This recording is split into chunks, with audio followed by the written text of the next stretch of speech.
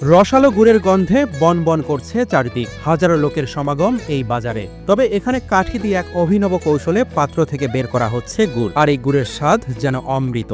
Original গুড়, এটা চিনি নেই, এইটি তো গুড়। দেখো বিশ্ববাসী দেখো।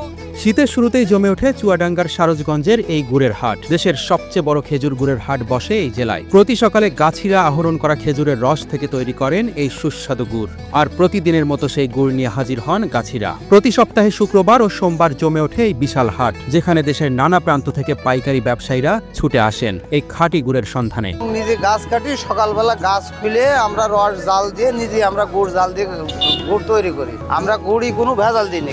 এছাড়া প্রতি বছর এই হাটকে ঘিরে কোটি কোটি টাকার বাণিজ্য হয়। প্রতি সপ্তাহে অন্তত 25 থেকে 30 ট্রাক খেজুরের গুড় দেশের বিভিন্ন জেলায় পাঠানো হয়। এমনকি শুধু দেশেই নয়, এই গুড়ের সুনাম দেশের গণ্ডি পার হয়ে পৌঁছেছে আন্তর্জাতিক সীমানায়। বিদেশেও রপ্তানি হচ্ছে এখানকার খেজুরের গুড়। আমাদের এখান থেকে ভালো গুড়ের কারণে, ভালো গুড় মানের কারণে সব জায়গায় আমাদের এখান থেকে যায়, বাইরের দেশেও সারা বিশ্বই যায় আমাদের এখান থেকে গুড়। তবে বর্তমান প্রেক্ষাপট অনুযায়ী চাহিদার তুলনায় সরবরাহ বেশি থাকায় এবছর গুড়ের দাম কমেছে কেজিতে প্রায় 20 টাকার মতো। এক ভার গুড় বিক্রি হচ্ছে 1800 থেকে 2500 টাকায়। স্থানীয় কৃষকদের ভাষ্যমতে গুড় উৎপাদন প্রক্রিয়া অত্যন্ত কষ্টসাধ্য। খেজুর গাছের কাটাকে উপেক্ষা করে রস সংগ্রহ করে গুড় তৈরির প্রক্রিয়ায় যে পরিমাণ শ্রম ব্যয় হয়, সে তুলনায় লাভ তেমন নেই বললেই চলে। গতবারের তুলনায় এবার একটু দাম কম। গতবারে গুড় ছিল 170 থেকে 80 টাকা, এবার গুড়ের ওজন আপনার 140 থেকে 50, অর্থাৎ 20 টাকা করে কমেছে। বসুন্ধরা ডায়াপেন্ট এখন আরো উন্নত।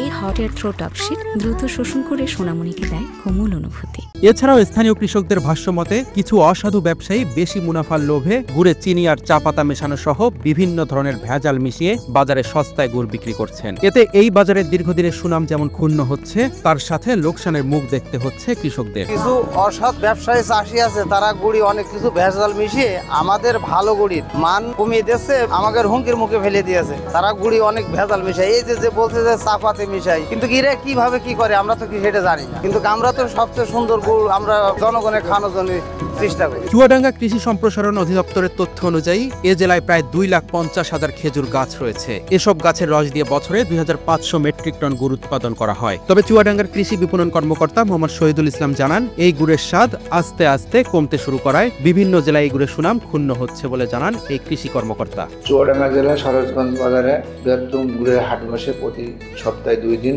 শুক্রবার আর সোমবার। এই হাটে এই জেলার বিভিন্ন এলাকা থেকে কৃষকরা, গাছিরা সরাসরি গুড় জ্বালিয়ে এখানে বাজারে নিয়ে আসে বিভিন্ন ডিস্ট্রিক্ট থেকে।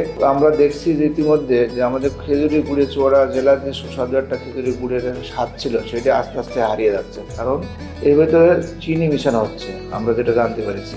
আমরা অনেক কৃষকের পরামর্শ দিচ্ছি যে চিনি যাতে না মিশানোর জন্য, চিনি না মিশিয়ে চুয়াডাঙ্গা ঐতিহ্যটা ধরে রাখার জন্য, গুড়ের যে সুনাম আছে সে সুনাম ধরে রাখার জন্য